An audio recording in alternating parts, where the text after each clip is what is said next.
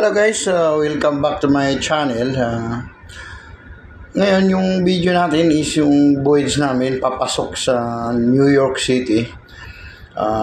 Dadaan tayo dun sa tulay, George Manhattan Bridge o George Washington Bridge. Yun yung naghihiwalay ng Manhattan at saka New Jersey. Tapos madadaanan natin yung Statue of Liberty. Ang pangalan naman nung river is Hudson River. So, supposed to be madaanan natin yung World Trade Center. Siguro naalala nyo pa naman, hindi natin pwedeng banggitin kasi pinagbabawal yun.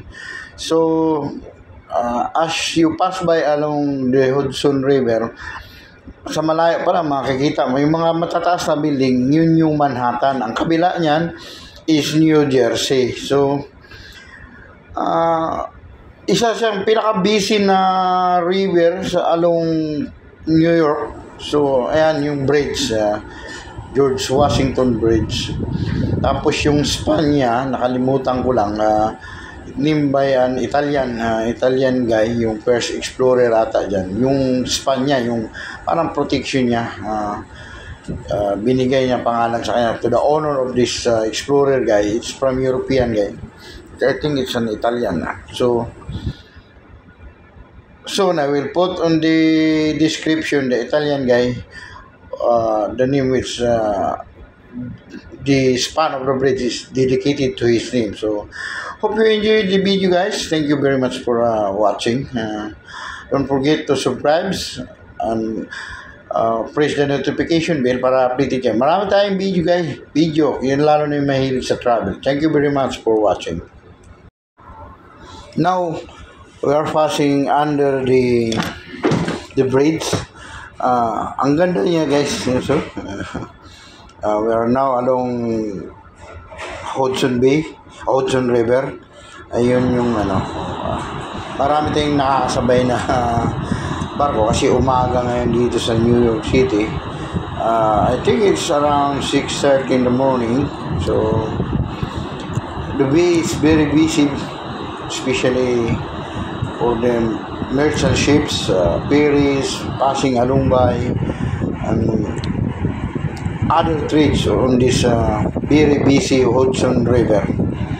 So maraming kaganapan dito sa river na to guys kasi isa ito sa commercial river ng United States of America. So dito dumadaan lahat ng business or some ships na nanggagaling all over the world na dito dadaong sa New York City. Halos magkadikit lang kasi ang cruise ship terminal at saka ang container, pero mostly it's all over Hudson River. So makikita nyo marami doon pagdating natin mamaya doon sa 12th Street o doon sa may pinagdadaungan. Ayun, makikita nyo may mga cruise ships na, may mga barko na. So ulitin ko, thank you very much guys. Hope you enjoy watching. And the East River is actually a strait. It connects the Atlantic Ocean, or the Hudson River and the Atlantic Ocean, through to Long Island Sound, which runs back out to the Atlantic along Connecticut on its north side and Long Island on its south side. You can see, if you look to the right, looking up the East River, opened in November of 2014. There are 3 levels of observation decks at the top, and there's also the 9/11 Memorial and Museum. This which is actually located in the former of the World Trade Towers.